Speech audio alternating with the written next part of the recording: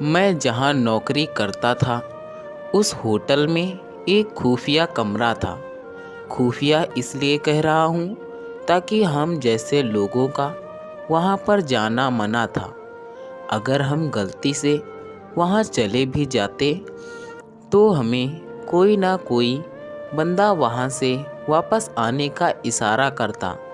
और दूसरी बात, वहाँ जाने से सख्ती से मना कर दिया जाता। इस बात से हमें कोई ऐतराज़ नहीं था क्योंकि हमारा काम तो होटल में ड्यूटी देना था। मगर फिर भी एक शक सा इंसान के दिमाग में उभरता है। आज भी रोज़ की तरह मैंने देखा कि वेटर अमित उसी कमरे की तरफ जा रहा है।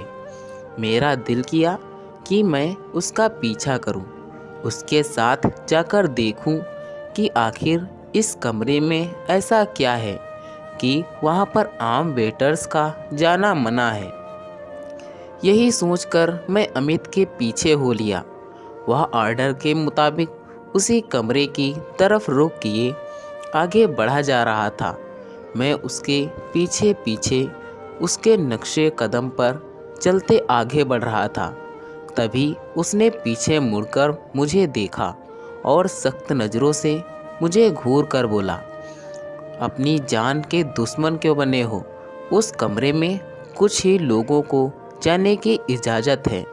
भगवान के लिए यहाँ से चले जाओ, वरना मुझ पर भी इल्ज़ाम आएगा कि मैं तुम्हें अपने साथ वहाँ लेकर जा रहा था। उसकी बात सुनकर मैं शर्मिंदा हो गया। वैसे भी मेरा इस कमरे से कोई वास्ता नहीं था। मैं वापस आ गया, काउंटर पर बैठा।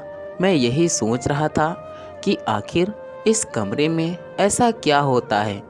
तभी बाहर आकर एक खूबसूरत काली सी कार रुकी।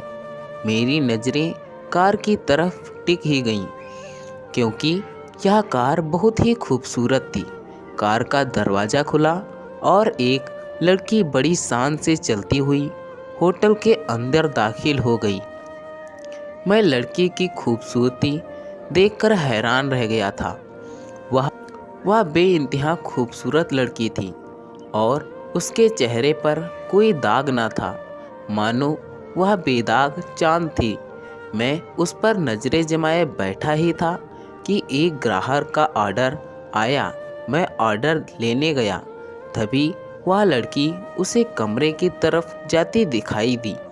मेरा दिल बुझ सा गया। पास बैठे दोस्त से मैंने कान में आहिस्ता से कहा, यह लड़की इस कमरे की तरफ जा रही है जहां हमारा जाना मना है। तुम क्या कहते हो कि यह लड़की यहाँ क्यों आई है? मेरी बात पर अमित सोच में पड़ गया। यार, तुम आजकल की लड़की को तो जानते नहीं हो। पैसे और मतलब के खातिर कुछ भी करने को तैयार हो जाती हैं। वह लड़की भी उन्हीं लड़कियों में से एक होगी। वैसे भी तुमने इस लड़की को पहली बार देखा होगा, लेकिन मैं हर रोज़ इस कमरे में एक लड़की को जाते देखता हूँ। पता नहीं कहाँ जाती हैं, क्या करती हैं। फिर मैं उस लड़की का इंतज़ार करने लगा जो उस कमरे में गई थी। उसके वापस आने पर उसका दीदार हो जाना मेरे लिए खुशकिस्मती से कम नहीं था। तभी मैंने उसी दिन ओवरटाइम ड्यूटी भी कर ली।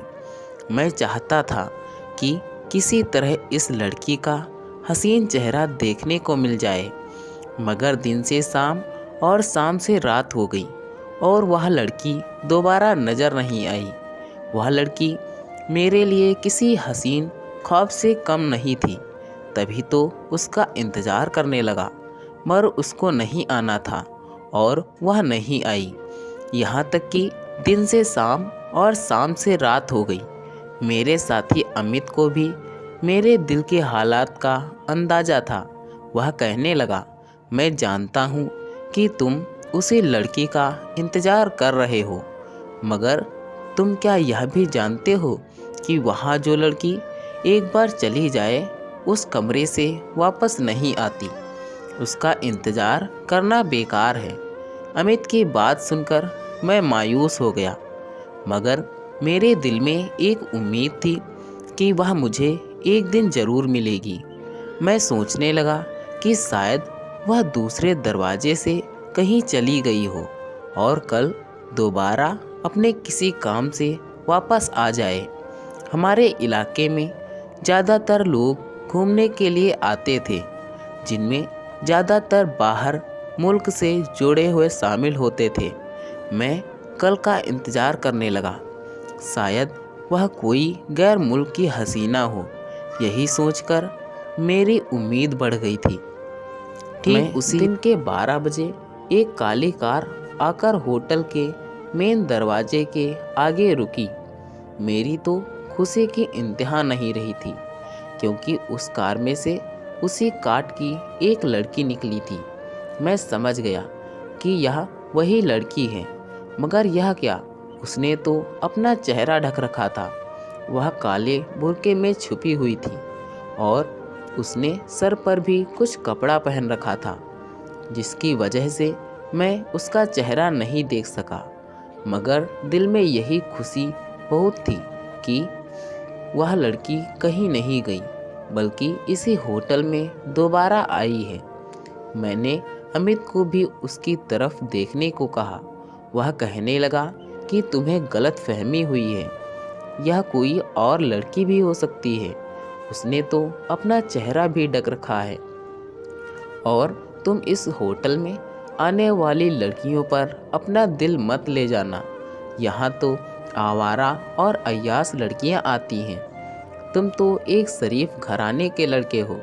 अमित की बातें मेरा दिल काटती थी, मगर वह सही कहता था। भला एक होटल के कमरे में एक अकेली लड़की का क्या काम? मगर मर्द तो दिल लगी के लिए रंगो नस्ल नहीं देखता। वह बस औरत को एक पुरकशिश वजूद की तरह देखता है। मैं भी आज उस हसीना का दीदार करना चाहता था।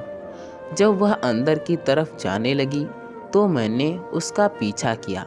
पता नहीं क्या था जो मुझे उसकी तरफ खींच रहा था। अमित ने मुझे मना भी किया कि अगर तुम्हें मालिक के उस खास वेटर ने देख लिया तो वह तुम्हें अच्छी खासी डांट सुनाएगा, क्योंकि गाड़ी से निकलने वाली लड़कियों को उस लड़के के साथ अमित ही अंदर कमरे तक ले जाता था। पर उस दिन मुझसे सब्र नहीं हुआ। मैं उस लड़की के पीछे पीछे चल पड़ा। बात सुनिए, मैंने उससे बात करने की कोशिश की, मगर उसने अपनी रफ्तार तेज कर दी। उसका बुर्का उसके कदमों में आ रहा था और वह बहुत परेशान और नर्वस लग रही थी। लगता था कि उसे मेरा बुलाना अच्छा नहीं लगा, मगर वह वही लड़की थी, मेरा दिल कह रहा था। तभी आगे बढ़कर मैंने उसका रास्ता रोक लिया, मगर यह देखकर मेरी आंखें फटी की फटी रह गईं, क्योंकि यह वह लड़की नहीं थी, बल्कि मेरी अपनी सगी बहन थी। तुम यहाँ कैसे आई? मैंने उससे हैरत से पूछा। उसने मेरी बात का कोई जवाब नहीं दिया। उसी वक्त वहाँ मालिक का खास वेटर आ टपका और मुझे गुस्से भरी निगाहों से देखकर बोला, तुम यहाँ क्या कर रहे हो? मालिक को तुम्हारी शिकायत लगाऊंगा।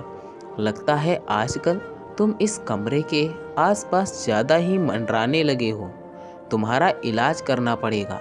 उसने मुझे तेवर दिखाए, मगर मुझे कोई फर्क नहीं पड़ा, क्योंकि मेरी अपनी सगी बहन आज उस कमरे में जा रही थी और मुझसे सब्र नहीं हो रहा था कि मैं उसे इस कमरे से खींचकर बाहर ले जाऊं। इस कमरे में आज तक जो लड़की गई थी, अमित को छोड़ करके वह वापस नहीं आई थी, मगर मैं किसी को बता भी नहीं सकता था कि मेरी बहन इस होटल के उस खुफिया कमरे में गई है। आखिर यह मेरी इज्जत का सवाल था। मैं किसी से मदद भी नहीं ले सकता था। मैं इसकी बात पर सर झुकाकर वहाँ से चला आया, क्योंकि उस वक्त सिक्योरिटी गार्ड भी वहीं खड़ा मुझे देख रहा था। होटल की इतनी बड़ी मैनेजमेंट से पंगा लेना मेरे बस की बात नहीं थी। फिर मैं खामोश होकर काउंटर पर वापस अमित के पास आकर बैठ गया। हो गया दीदार भाभी का? मेरे पास कोई जवाब नहीं था। नहीं यार, एक बहुत बड़ी दिक्कत हो गई है। मैंने अमित को सारी कहानी बताने का फैसला किया, क्योंकि अमित को बताए बगैर बहन को बचाने का कोई चारा भी नहीं था। उसे बताए बगैर मैं अपनी बहन की मदद नहीं कर सकता था। एक यही था जो मेरी मदद कर सकता था। वह कमरा जहां मेरी बहन गई थी, उसके बारे में किसी भी वेटर की अच्छी राय नहीं थी। मेरा तो दिल कांप रहा था। मेरे माथे पर एक तनाव सा था। मैं अपनी बहन के बारे में सोच सोच कर ही कांप रहा था कि आखिर मेरी बहन के साथ उस बंद कमरे में क्या हो रहा होगा। थोड़ी देर के बाद अमित ने मालिक के उस खास वेटर से न जाने क्या बात कही कि उसे रहम आ गया। शायद वह भी बहन बेटियों वाला था, इसलिए वह मेरी मजबूरी समझ गया था। मगर हम सब यहाँ वेटर थे, एक हद से ज़्यादा एक दूसरे की मदद भी नहीं कर सकते थे। उसने मुझे इजाज़त तो दे दी, मगर सिर्फ़ और सिर्फ मेरे अपने रिस्क पर। मैं फ़ौरन उस कमरे की तरफ बढ़ा। मेरे ख्याल से तो उस कमरे को अंदर से बंद होना चाहिए था, मगर मैंने जैसे ही चाबी घुमाई तो देखा कि कमरे का दरवाज़ा आसानी से खुल गया। लेकिन धड़कते दिल के साथ जैसे ही मैंने दरवाज़ा खोला तो कमरे को एकदम खाली पाया। कमरे में मौजूद मखमली पर्दे सर कर रहे थे और इस कमरे में किसी तरह की कोई दिक्कत नहीं थी। मुझे बहुत अजीब सा लगा। अभी तो मेरी बहन इस कमरे में दाखिल हुई थी, अभी के अभी वह कहाँ चली गई? यही सोच सोच कर मेरा दिमाग खराब हो रहा था।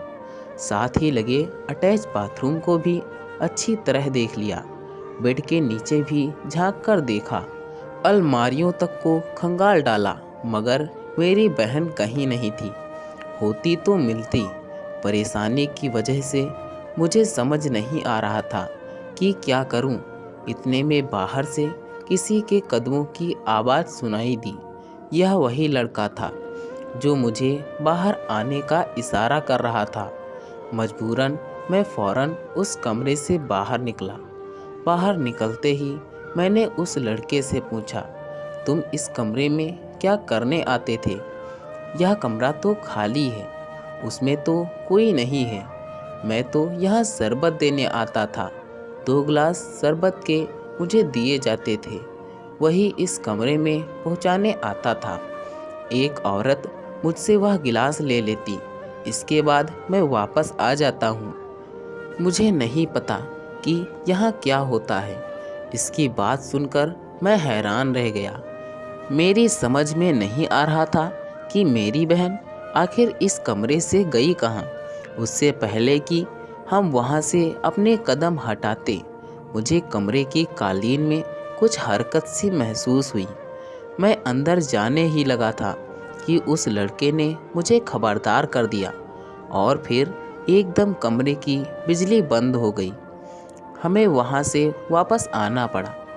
यह जगह खतरनाक थी, यहाँ जाना आसान बात नहीं थी, मगर यह लड़का मेरी मजबूरी समझता था। तब उसने एक सिक्योरिटी गार्ड को, जो उसका दोस्त था, उसने उसे सारी बात समझाई। वह सिक्योरिटी गार्ड एक बुजुर्ग आदमी था। वह भी हमारी मजबूरी तकरीबन समझ ही रहा था।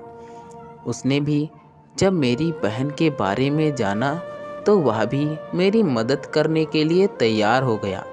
बोला कि मैं तुम्हें जाने की इजाज़त तो दे दूंगा, तुम उस कमरे में जाकर जो चाहो करो, अच्छी तरह अपनी तसल्ली कर लो, मगर इस कमरे में आज तक जो भी लड़की गई है वह दोबारा कभी बाहर नहीं आई।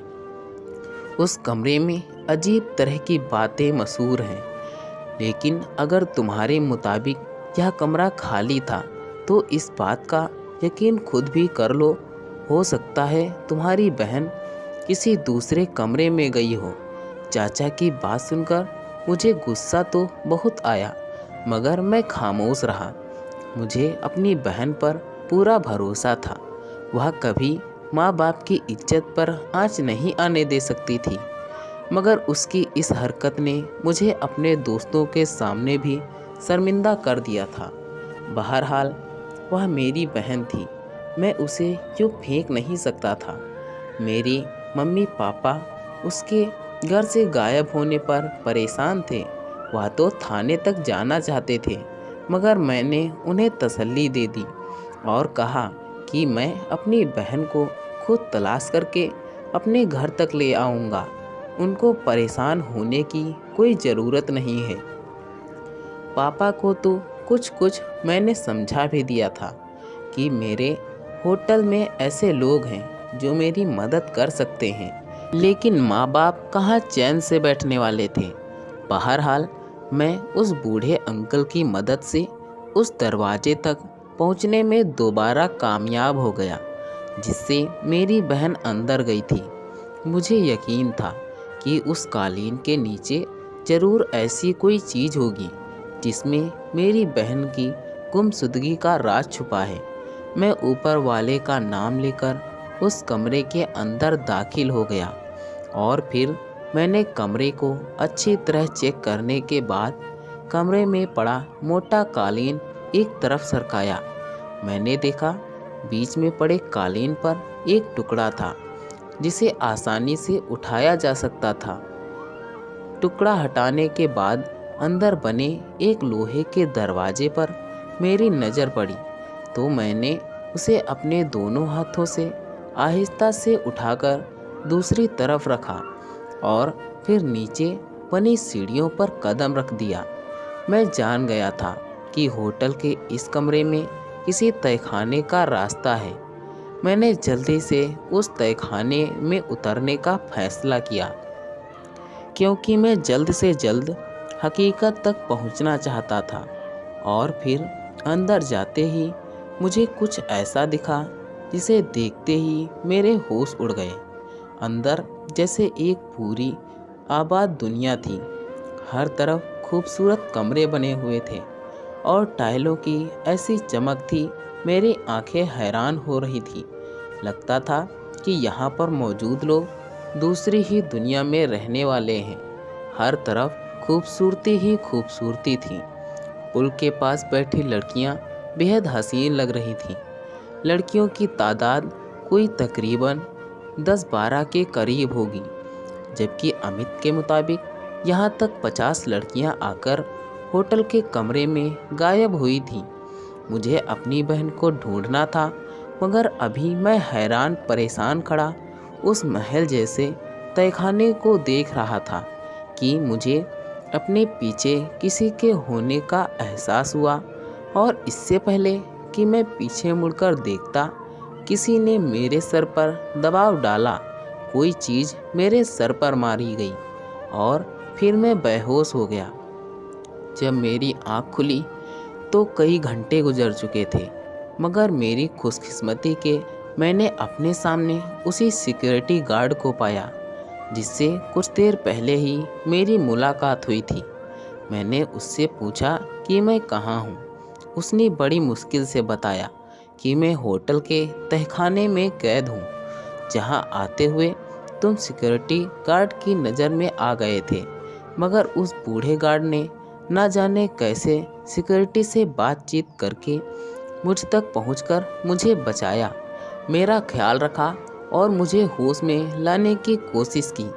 मैं उनका शुक्रगुजार था, मगर उनकी परेशानी मुझे साफ नज़र आ रही थी। बेटा जल्दी करो, तुम्हें यहाँ से जल्द जाना होगा, क्योंकि मैं यहाँ पर बहुत ही ज़्यादा मुश्किल से आया हूँ। न सिर्फ मेरी जान बल्कि मेरी नौकरी को भी खतरा है।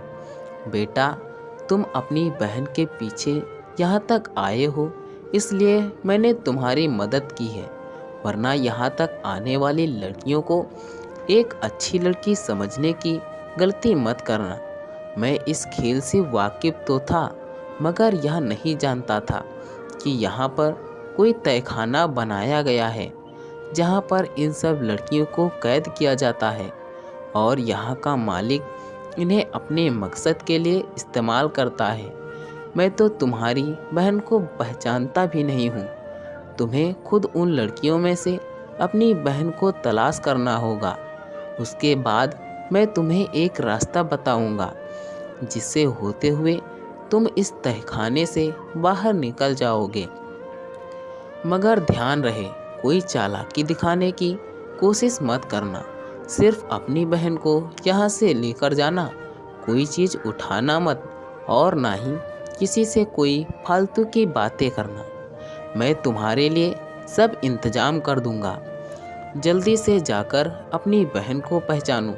मैं बूढ़े अंकल की बातें सुनने के बाद वहाँ से उठा और उठकर दूसरे कमरे में गया जो खुले हाल जैसा था। मेरी नज़र उसी लड़की पर पड़ी जो मासूम सी सूरत बनाए उन सब लड़कियों में अलग ही नज़र आ रही थी। मुझे जल्दी से अपनी बहन को तलाश करना था, मगर मुझे इसकी ज़रूरत नहीं पड़ी। मेरी बहन कहीं अंदर वाले कमरे से भागती हुई आकर ज़ोर से मुझसे लिपटी और रोने लगी। अपनी बहन को ऐसी हालत में देखकर मेरा सर शर्म से झुक गया और बिना किसी बातचीत के मैं उसे वहाँ से बाहर ले आया। बूढ़े गार्ड के बताए हुए रास्ते से मैं वहाँ से निकल गया। उस लड़की का ख्याल मुझे अभी भी सता रहा था। मैं उसे भी उस नर्क से निकालना चाहता था। सच पूछो तो मेरी पहली नज़र उस पर पड़ी थी, मगर मुझे अपनी बहन की इज्जत प्यारी थी, इसलिए सबसे पहले मैं अपनी बहन को ही वहाँ से बाहर लाया। मेरी बहन मुझसे माफ़ी मांगने लगी। मैंने उसकी किसी बात पर कोई ख़ास ध्यान ना दिया, बस उसे जल्दी से गाड़ी में बैठाकर घर ले आया। घर आकर मैंने उसे गाड़ी से घसीटते हुए बाहर निकाला और माँ बाप के सामने किसी मुजरिम की तरह पेश किया। वह भी डर के मारे कांप रही थी। उसने बताया कि वह वहाँ किसी से मिलने नहीं बल्कि एक नौकरी के तलाश में गई थी, जिसके बारे में बताया जा रहा था कि सैलरी बहुत ही ज़्यादा है। मेरी बहन मेरी मदद करना चाहती थी, मेरा बोझ कम करना चाहती थी, इसलिए उसने यह कदम उठाया। वह जानती थी कि मैं इस होटल में पहले से ही जॉब करता हूँ, इसलिए उसे यहाँ के लोगों पर भरोसा भी था, क्योंकि मैं घर में अपने बॉस, अपने मैनेजमेंट की हमेशा तारीफ़ किया करता था। वो मुझे बिना बताए अपनी जॉब का सरप्राइज़ देना चाहती थी, मगर मेरी बहन को शायद उस जालिम ज़माने का पता नहीं था। यह ज़रूरी नहीं कि हर अच्छा नज़र आने वाला इंसान अंदर से भी अच्छा हो, उसके कई रंग हो सकते हैं। हम सब शुक्रगुजार थे कि मेरी बहन एक बड़े हादसे का शिकार होने से बच गई। मैंने अमित और उसके दोस्त और सिक्योरिटी गार्ड से दोबारा बात की कि इस खुफिया तहखाने को पुलिस की मदद से उन गुनाहों और बुराइयों का अड्डा बनने से रोका जाए जो ना निकलने वाली दलदल की तरह होती है। मगर वह मुझसे यही कहकर मुझे खामोश करवा देते कि इस देश का इंसाफ भी बिका हुआ है। अगर तुम कोशिश करोगे तो अपनी भी जान से जाओगे, जो हुआ उसे भूल जाओ। मगर मैं आज तक उस हसीना का चेहरा भुला नहीं सका। तो दोस्तों, यह थी हमारी आज की कहानी। अगर यह कहानी आपको पसंद आई है तो कृपया इसे लाइक करें। दोस्तों, ऐसी ही कहानियाँ और सुनने के लिए हमारे चैनल को सब्सक्राइब करके बेल नोटिफिकेशन को ऑन कर दीजिए, जिससे हमारी कहानियाँ आप तक सबसे पहले पहुँचे। धन्यवाद दोस्तों। Thanks for watching this video.